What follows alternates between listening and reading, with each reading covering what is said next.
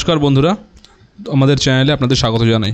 যারা চ্যানেলটিকে প্রথমবার দেখছেন তারা অবশ্যই চ্যানেলটি সাবস্ক্রাইব করে নেবেন এবং বেল আইকনটি দাবিয়ে দেবেন যাতে চ্যানেলে দেওয়া সকল ভিডিওর প্রথম নোটিফিকেশন আপনাদের কাছে পৌঁছে যায়।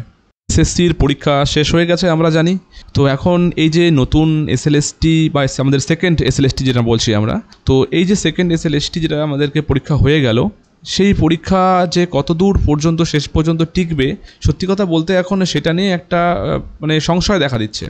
প্রথম এসএলএসটি তো একটা পরীক্ষা যেটা গত 15 বছরে একটাই হয়েছিল, সেটা তো অলরেডি সম্পূর্ণ খেয়ে ফেলেছে এই সরকার। তারপরেও সেকেন্ড যে এসএলএসটি হচ্ছে তাতে প্রচুর ফাঁকফোকর রেখে দিয়েছে, যেখানে কিন্তু ছোট ছোট কেস হতে পারে বা ভালো ভালো জায়গায় এই গোটা প্রসেসটাকে আটকানোর একটা ব্যবস্থা করা আছে। মানছি হয়তো এতে প্যানেল ক্যান্সেল হবে না, কিন্তু ছোট ছোট বিষয়ে তো এই প্রসেসটা অবশ্যই আটকানোর দিকে যেতে পারে যে অবস্থা চলছে। তার আজকে একটা ছোট্ট উদাহরণ দিচ্ছি, দেখবেন এখানে। যেমন প্রথমে যদি বলতে হয় তাহলে এই একটা নতুন কেস, ঠিক আছে, যেটা কলকাতা হাইকোর্টে দায়ের করা হয়েছে।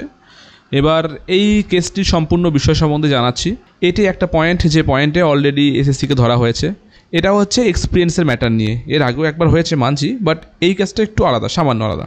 এই কেসটাতে কি হয়েছে, এই কেসটাতে বলা হয়েছে, দেখতে পাচ্ছেন সবার আগে, যে এই কেসটা WPA নাম্বার 24413 অফ 2025, যেখানে সাদ্দাম হোসেন বাবু আছেন পিটিশনার এবং রেসপন্ডেন্ট আমাদের ওয়েস্ট বেঙ্গল গভর্নমেন্টের সবাই, বাকিটা সবাই আছে। তো এটা 29/10/2005 উঠবে, ঠিক আছে, সৌগত ভট্টাচার্য স্যারের বেঞ্চে। এইবার কথা হচ্ছে এখানটা কেন করা হয়েছে এই কেসটা। আমরা যদি এই কেসটার সিনপসিসে যাই, তাহলে আমরা সিনপসিসে গিয়ে দেখতে পাবো যে এই কেসটা করা হয়েছে সিরিয়াসলি। এখানে কি বলেছে দেখুন, petitioner is having teaching experience for serving as teacher in various Johor Navodaya Vidyalaya. Presently, the petitioner is working as contractual TGT of Social Science of Government Boys Senior High School of Malviyanagar, New Delhi under Directorate হ্যানত্যান অনেক কিছু আছে। মানে ব্যাপারটা হচ্ছে এরকম দাঁড়াচ্ছে যে সরকার বলেছে যারা সরকারি চাকরি করে, সরকারি স্কুলের চাকরি গেছে, তারা 10 নাম্বার করে এক্সট্রা পাচ্ছে। তো এবার কথা হচ্ছে সরকারি স্কুলের চাকরি, ঠিক আছে, মানছি সরকারি স্কুলের চাকরি, তা মানে কি যারা প্রাইভেট স্কুলের চাকরি করছে তাদের কি কোনো দাম নেই, মানে তাদের কি এক্সপিরিয়েন্সের কোনো দাম নেই? এই একটা প্রশ্নের ওপর বেস করে এই কেসটি কিন্তু করা হয়েছে। এই কেসে যে আছেন উনি হচ্ছেন একজন জহর নবোদয় বিদ্যালয়ে কাজ করতেন আগে, উনার ওখানে এক্সপিরিয়েন্স আছে, বর্তমানে কন্ট্রাকচুয়াল হিসেবে কাজ করছেন অ্যাজ এ টিজিটি। তাহলে উনাকেও যেন এই 10 নাম্বারটা দেওয়া হয়, এটা নিয়ে একটা কেস আছে। এখানে অনেকটা দেওয়া আছে সিনপসিস, আপনারা পড়ে দেখে নিতে পারেন।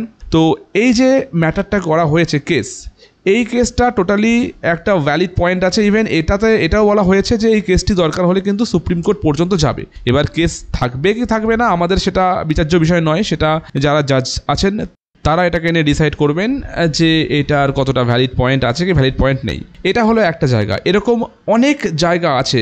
সময় আসুক আপনাদের প্রত্যেককে দেখাবো এসএসসিতে কত ছোট ছোট পয়েন্ট রেখে দিয়েছে, ফাঁক ফোকর রেখে দিয়েছে কমিশন, যেখানে একটা একটা করে কেস হতে পারে এবং প্রতিটা পদক্ষেপে কমিশনকে আটকানো যেতে পারে। এগুলো নিয়ে তো চলবেই, অবশ্যই চলবে, আমরা বলার কেউ নই, অবশ্যই চলবে।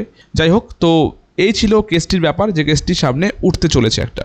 এটা কেসটি যে খারাপ কেস বা হবে না, এটা কিন্তু এখন থেকেই আমরা কেউ বলতে পারি না যে না এই কেসটি হয়তো ডিসমিস হয়ে যাবে সামথিং, না, এটা বলা ঠিক নয়।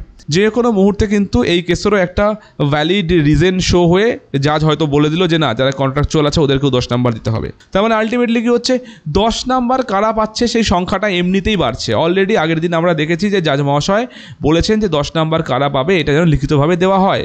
আজকে আবার একটি কেস।